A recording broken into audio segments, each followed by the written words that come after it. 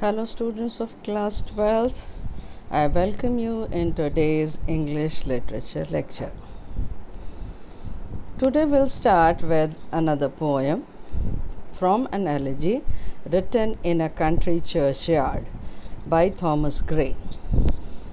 Today we'll take its first part. Now about the poet. Thomas Gray was born in London on 26 December 1760.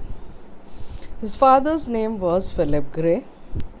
His mother was Dorothy Antorbus. He was educated at Eton and at Peterhouse, Cambridge. He started writing poetry around 1742. He composed some remarkable poems in his early life. His masterpiece work, an elegy written in a country churchyard, was finished in 1750. In 1757, he was given the poet laureateship, which he did not accept.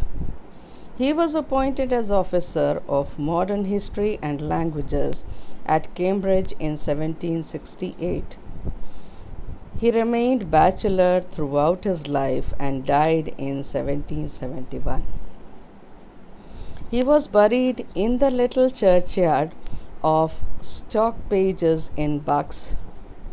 His other famous writings are Pindaric Odes, The Progress of Poesy and the Bard. There is a melancholy note in his poems. We find his clear impact on Shelley and Keats. In the words of Johnson, Gray was a romantic serpent grazing in classical grasses.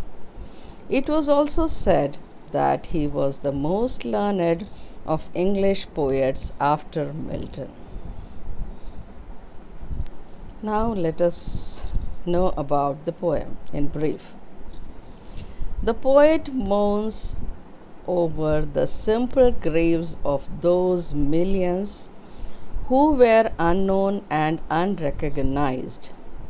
We should not mock at their life of humble birth, hard toil, and homely joys. He commemorates their memory. He concludes that in this world nothing is everlasting because wealth, exalted birth, power, and beauty all lead to the one and the only one end, death. So, it is useless to run after fame, money, and power. The poem discloses the universal truth that death levels all distinctions. So, today